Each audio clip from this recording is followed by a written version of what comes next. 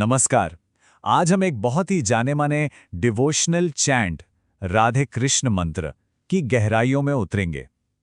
समझेंगे कि इसके पीछे का मतलब क्या है, इसकी इतनी सुंदर बनावट का राज क्या है। ये सिर्फ कुछ शब्द नहीं है, समझिए, ये अपने आप में एक पूरी दुनिया है। तो ये हैं वो शब्द, यही वो मंत्र है जो बार बार दोहराया जाता है और आज हमारी सारी बातचीत का कह सकते हैं केंद्र बिंदु है। अब पहली नजर में देखने पर तो ये बहुत सीधा साधा लगता है ना? लेकिन इसकी इसी सादगी में ही असली गहराई छिपी हुई है। तो फिर सवाल यही उठता है कि इस लगातार दोहराव से, इस रेपिटेशन से आखिर कहा क्या जा रहा है? क्या यह सिर्फ नाम जपने की बात है या फिर इसके पीछे कोई बहुत गहरा, कोई सोचा समझा ढांचा है, कोई मकसद है? चलिए इसी का पता लगाते हैं। अच्छा, तो चलिए शुरू करते हैं। देखिए, इस मंत्र को अगर ठीक से समझना है तो सबसे पहले हमें इसके अंदर जो नाम हैं उन्हें समझना होगा।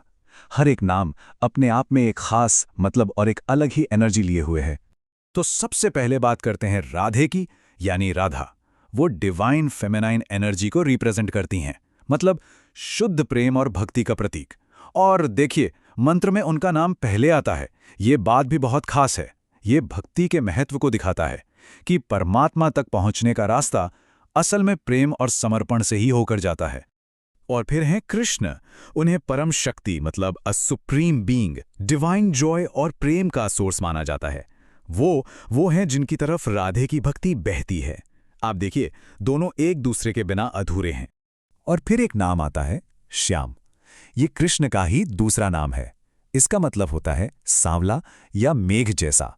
और ये हमें एक बहुत ही खूबसूरत बात याद दिलाता है कि दिव्यता को मतलब डिवाइन को कई तरीके से महसूस किया जा सकता है और हर नाम उस एहसास का एक अलग ही पहलू हमारे सामने रखता है।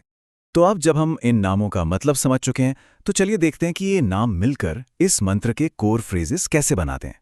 मजे की बात यह है कि पूरा का पूरा मंत्र असल में सिर्फ दो मेन फ्रेजेस पर ही टिका है। तो यहां पर देखिए, राधे कृष्ण और राधे श्याम, ये एसेंशियली एक ही बात को कहने के दो अलग अलग तरीके हैं। दोनों ही फ्रेजेस डिवाइन फेमिनिन और मैस्कुलिन एनर्जी के मिलन की बात करते हैं। इससे जो प्रेम और भक्ति का सेंट्रल थीम है ना, वो और भी मजबूत हो जाता है। अच्छा, अब जरा देखते हैं कि ये सब जुड़ता कैसे है। देखिए, इस मंत्र का जो स्ट्रक्चर है, जो इसकी बनावट है, वो रैंडम नहीं है। ये एक बहुत ही सोच समझकर बनाया गया पैटर्न है जिसका एक खास मकसद है। तो होता क्या है, ये मंत्र एक बहुत ही खूबसूरत रिदम को फॉलो करता है। ये शुरू होता है राधे कृष्ण से, जो दोनों को साथ लाता है। फिर फोकस जाता है मैस्कुलिन एनर्जी पे, कृष्ण कृष्ण के साथ, और फिर वापस आता है फेमिनिन एनर्जी पे, राधे राधे के साथ। ये एक तरह की बातचीत जैसा है जो एक पूरा सर्कल बनाती है, एक बैलेंस बनाती है। समझिए, ये सिर्फ पोएट्री नहीं है, ये एक स्पिरिचुअल टेक्निक है। इस स्ट्रक्चर को जानबूझकर एक मेडिटेटिव लूप बनाने के लिए डिजाइन किया गया है।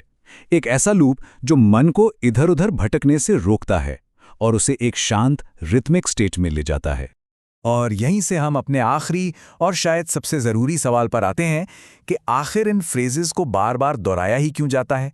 क्या पावर है इस रेपिटेशन में? देखिए, इस दोहराव का मकसद बहुत गहरा है। सबसे पहली बात, ये मन को फोकस करता है। सोचिए, जैसे कोई शांत नदी हो जो हमारे दिमाग में चल रही अशांत लहरों को शांत कर देती है। दूसरी बात, ये प्रेजेंस को इन्वोक करता है, मतलब ऐसा माना जाता है कि मंत्र जपने से डिवाइन एनर्जी हमारे करीब आती है। और तीसरा, ये कनेक्शन को गहरा करता है। समय के साथ ये जाप दिमाग से उतरकर सीधा दिल में बस जाता है। तो असल में बात यह है कि इस मंत्र में रेपिटेशन कंटेंट की कमी नहीं है, बल्कि रेपिटेशन ही कंटेंट है। ये जो प्रोसेस है वही इसका मकसद है। मंत्र को जपना ही उसे एक्सपीरियंस करना है। तो आखिर में ये पूरी बातचीत हमें एक गहरे सवाल के साथ छोड़ जाती है कि एक ही नाम को बार बार दोहराने में असल में क्या शक्ति होती है। यह हमें दिखाता है कि कैसे सबसे सीधे साधे शब्द भी अपने अंदर कितना गहरा मतलब और बदलने की ताकत रख सकते हैं। एक ऐसी ताकत जो सिर्फ एक आवाज से शुरू होती है और हमारी चेतना की गहराइयों तक पहुंच जाती है।